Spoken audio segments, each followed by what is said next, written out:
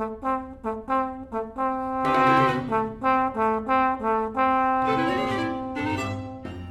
story of a soldier is detailing the journey of a hypothetical soldier who wants to serve her country and has to overcome a few hurdles that maybe her male peers don't necessarily have to overcome.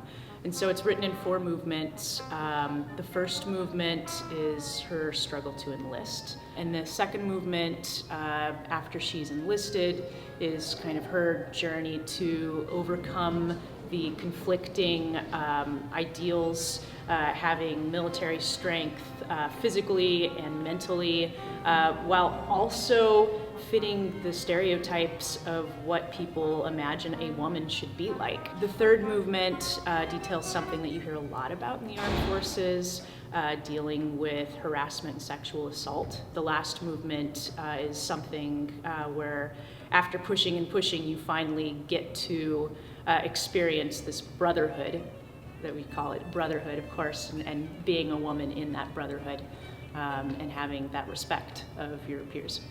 The genre of dance is a combination of street and club styles.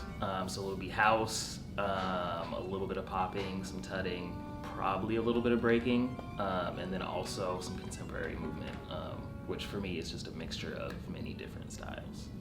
The percussion setup in this new piece is a really nice blend of unpitched instruments and pitched instruments. So there's a vibraphone, which she uses in all kinds of different ways, like playing a melody on my own, or often like coloring melodies that other instruments are playing. It is a subset of the instrumentation for L'Histoire de Soldat. And my focus was more getting instruments who were a little bit more capable of doing glissando. I wanted that to be a big effect in the piece.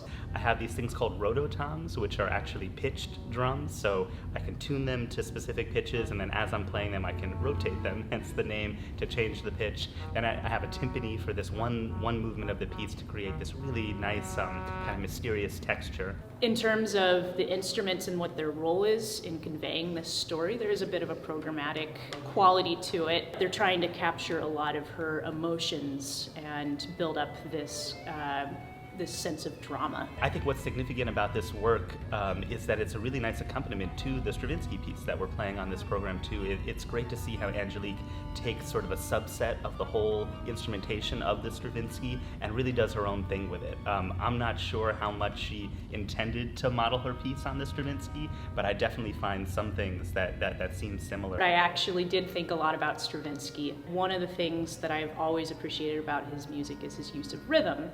And as a composer, I find that I'm also drawn to complicated or a little odd rhythm, and so writing a piece with dance in mind, rhythm was really important to me. She actually gave us like some notes of how she created the piece. So when creating movement, I kind of tried to go against it because of what it's like coming from. It's like in the binary and very much like these set rules. So we were trying to think of ways to kind of get away from that and how to just put our own spin on it. I think with any ambiguous art form like music, all you can do is present the audience with a perspective as an opportunity for them to generate inspiration or an emotional reaction. Whatever they come away with, that's their doing. I'm just giving them an environment to develop these feelings.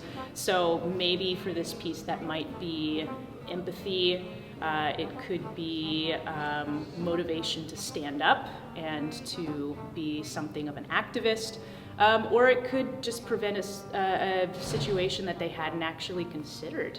And so whatever arises from those contemplations, I'm just happy that they're contemplating.